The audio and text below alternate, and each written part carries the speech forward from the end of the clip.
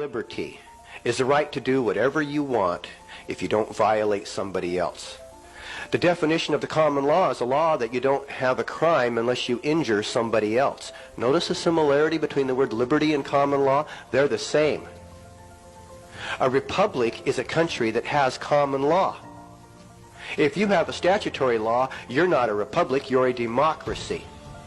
Now say your Pledge of Allegiance. I pledge of allegiance to the flag of the United States of America and to the republic for which it stands, one nation under God, indivisible, with liberty and justice for all. Did it say statutory liberty?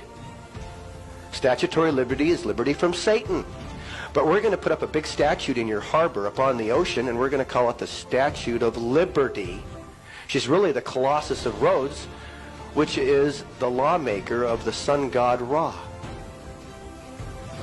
And you can all end your prayers in Amen, which happened to be Ra's first name, Amen-Ra. You all assume that when you pray to God and say Amen, you're praying to the Creator God. You assume the word Lord carved on your temples means the Creator Lord. Not. You assume the United States is the United States of America. Not. You assume them to be your government. They're not. As we walk around claiming to be U.S. citizens, I think the harvest is going to be very close. I personally don't see the difference. These people have stolen everything, including your birthright.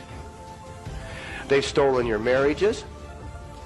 Who gave the government a right to be a contract party in the marriage between man and wife? With a contract of chattel for the children? Who gave them that right? Who gave them the right to marry us, period, with their phony contracts? They don't have the right. In common law, you get married by opening the Bible up. 2 witnesses in common law. Do you think the settlers, when they arrived back years ago to settle the West, arrived in Utah and California and looked up the BLM to claim land? The land belongs to God. And any person with the right of liberty has a right to move on any unappropriated land and take it for himself. As long as he violates nobody, he has the right of liberty. He has a right to claim the land in the name of God. So when Nevada joined the Union, the citizens were all asked to vote by statehood, a thing called a disclaimer clause, where they forever disclaimed all the unappropriated lands. Now, I thought that might be a quitclaim deed from the people to the U.S. corporate government. It's not. What were the citizens really saying? They were saying, we forever surrender our unappropriated lands to the United States. What they were really saying was, we won't claim anymore because we don't have any rights pursuant to God. We're judicially dead. Because the United States phony corporation constitution says they can only own 10 miles square. Even their phony constitution says that. They can't take that land. And in one of the old Supreme Court rulings, the Supreme Court ruled that anything not ratified, or anything even ratified by consent, or anything given can't be ratified by consent if it's not approved by the Constitution. That would have been New York versus the United States, 76 Supreme Court ruling. So they do not own the public lands.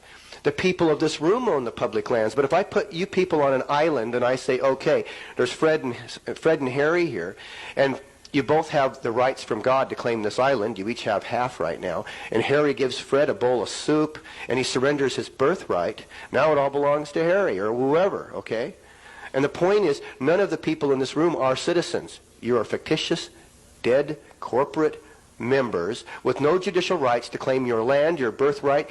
They've stolen your marriage. They've stolen your car. They've stolen your boat. They've stolen everything.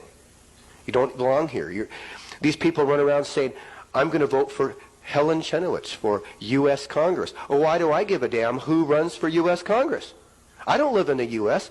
I've never lived in the 10 miles square. I want absolutely no part of it. Absolutely no part of it. I don't want to participate in the fraud. I don't want to participate in the lies or the creation of any more phony democracies. I found there's 2 Supreme Courts. There's the Supreme Court of the United States, fraud, and there's the Supreme Court of the United States. Oh, that's the correct one. The U.S. Supreme Court is the fraudulent one. I found there's 2 district courts. There's a District Court of the United States, and there's the U.S. District Court. There's 2 of everything. 2 of you, 2 of your names. You know, I was attempted. They attempted to sue me some of the most prestigious law firms in the country, for slander. I informed them, some things I'd said weren't very pleasant. I informed them that they had the wrong person because that wasn't my name. And if they could fix my name, I would answer the lawsuit. And so they ignored me, and they served me again. This time they put my Christian name on the outside of the envelope with my dead name inside the envelope, and I accused them of mail fraud. I gave them 10 days to respond, and then they surrendered. And that was the clerk of court that surrendered this time because they were trying to drag me into court. So we beat the one law firm works for the ADL, Anti-Defamation League, and they surrendered on the name. And the next law firm was another prestigious law firm out of Tennessee, and they surrendered.